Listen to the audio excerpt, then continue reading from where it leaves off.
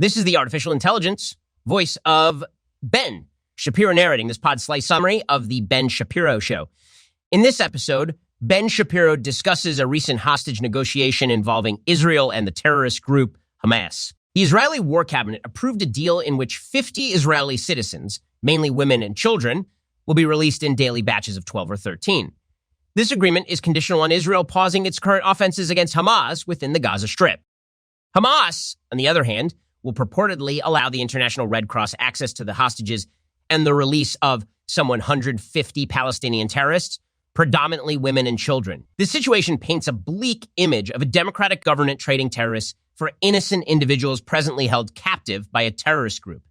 Israel will also permit additional fuel into Gaza, assumed to be stolen by Hamas. This deal is supported by the Israeli Defense Forces and the Shin Bet, leading a number of War Cabinet members from opposing the deal initially to backing it up.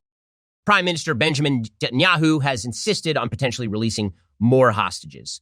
A refusal to release terrorists guilty of murder and a pledge by Hamas to locate other hostages held by other terror groups within the Gaza Strip. However, the tension arises from two separate thought processes. One school of thought believes that as pressure mounts on Hamas, they may begin killing hostages. Hence, Israel should free as many hostages as feasible before such an event occurs.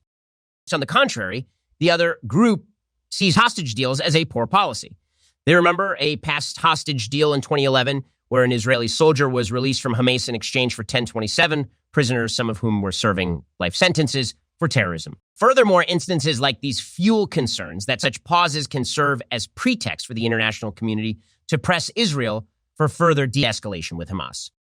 This trope is already being executed by Hamas, hoping to depict this as a propaganda victory, narrating a tale of having brought Israel to a standstill. Despite these contentions, Israel believes firmly that they must reestablish deterrence and security as their primary goal. Consequently, despite the complexities surrounding hostage deals, one thing coherently stands out. Israel aims to secure its security and safety and will not pause until they achieve absolute victory. Notwithstanding the media's portrayal of this deal, it is evident that Israel unequivocally intends to continue the fight till they realize all their goals. In the next part of the podcast, Shapiro delves deep into the tactics used by groups like Hamas and the Iranian regime, asserting their propensity to deceive as a tool for achieving their objectives. He recalls the Oslo Accords, a peace agreement signed by Israel and the Palestine Liberation Organization, which was eventually disrupted by violence instigated by the Palestinian Authority. Here, lies, deception, and diversion of funds for destructive means were common. In the Middle East, according to Shapiro, the recognized currency isn't honesty but deterrent power. The host refers to footage released by Israel Defense Forces, IDF, which allegedly shows mosques being used as rocket manufacturing labs and baby cribs utilized as hiding spots for weaponry. A stark deviation from typical civilian use. A strained relation between diplomacy and policy is highlighted, with Shapiro stipulating that diplomacy should be a tactic used to achieve a policy goal, not the policy itself. Key in ongoing hostage negotiations, he pinpoints differences in opinion on the approach. While some believe negotiation should never have occurred, with ultimatums, the only conversation including surrender, disarmament, or total annihilation, others consider such talks necessary for releasing innocent captives.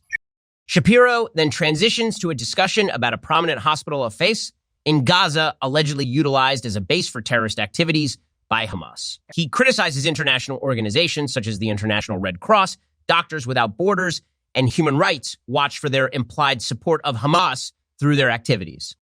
The wave of anti-Israel sentiments in regions like South Africa and Turkey are also highlighted, with Shapiro arguing that misconceptions and false propagations are driving these nations towards relations harmful to Israel. South Africa is alleged to accuse Israel of genocide and ethnic cleansing, while Turkey is reportedly facilitating a fleet of boats attempting to breach the Israeli blockade.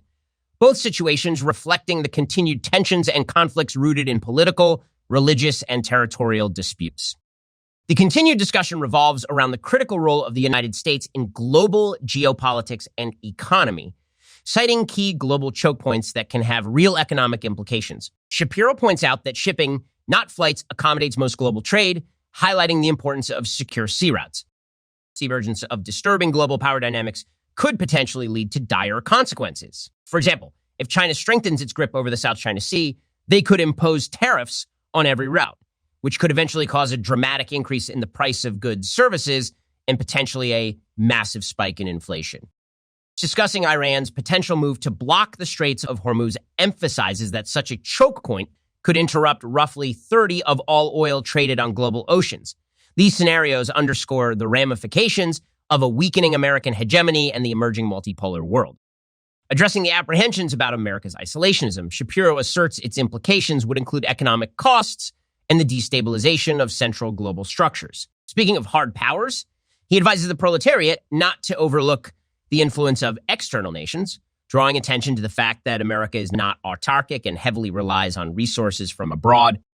As geopolitical topics shift towards Russia and China, Shapiro warns against the extensive impact should these regimes gain power, especially pointing out the potential consequences of China gaining control over Taiwan, a major producer of sophisticated microchips. Shapiro then returns to the discussion on the crisis in Ukraine. He believes bleeding the Russian army serves American interest given Russia's aggressive military actions from Georgia to Crimea. HT interconnections in foreign policy are critical, with Russia's engagement in Syria allowing it to coordinate with Iran and further extend its geopolitical influence. Shapiro supports the continuation of aid to Ukraine to degrade Russian military might and preserve Ukrainian independence, provided the Ukrainians can force the Russians out. Finally, he talks about the need for a realpolitik perspective in dealing with ongoing crises, like the conflicts between Israel and Hamas and the tensions in Ukraine. In light of the continuing crisis in Ukraine, the podcast explores the possibility of it repelling Russian advances. Yet, as summarized by former diplomat Richard H., the battle lines don't appear to be moving despite persistent promises of breakthroughs from Ukraine's side. They suggest that security guarantees be extended to Ukraine to discourage any future invasions.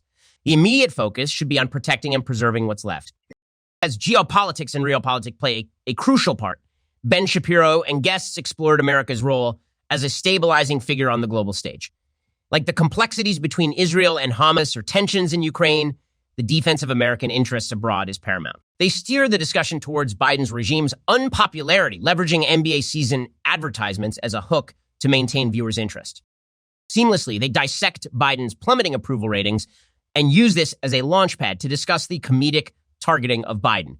Even comedians who typically held back on criticizing figures like Obama have made Biden the butt of their jokes. Shapiro plays a clip of Stephen Colbert making a joke about Biden disappearing due to old age. Biden's recent struggles with fluency are also critiqued as evidence of his declining effectiveness. Even members of his administration are taken to task, particularly Pete Buttigieg, who Shapiro describes as a terrible Secretary of Transportation desperate for a presidential run. In response to Biden's flagging popularity, Democrats' new tactic of shoving Trump back into the limelight since he galvanized the opposition and was Democrats' go-to for ramping up outrage and support is analyzed. With renewed vigor, Democrats are pressuring major networks to broadcast live Trump campaign rallies again. Joe Scarborough is cited as a prime example of these escalated attempts to fearmonger about Trump's potential second term. Scarborough goes as far as to insinuate that if voted back into office, Trump would execute and imprison those he could.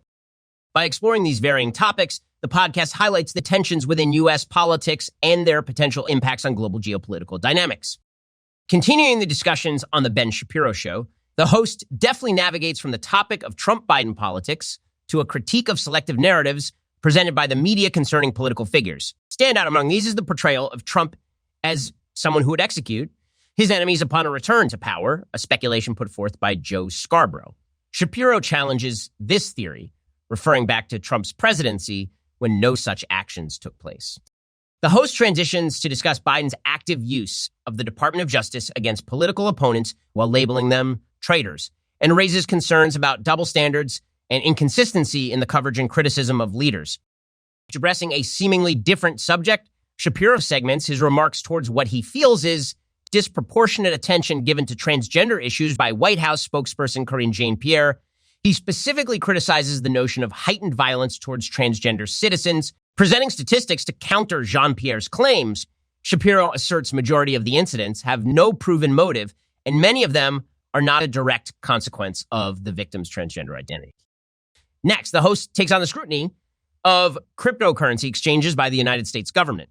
He highlights recent incidents, including the stepping down of Binance's chief executive, Changpeng Zhao, due to to violations of U.S. anti-money laundering requirements, scrutinizing the U.S. government for targeting private businesses like Binance, for dealing with sanction groups. Shapiro pointedly questions why the same rules apparently don't apply to the U.S. government, given their ongoing facilitations with the sanctioned Iranian regime.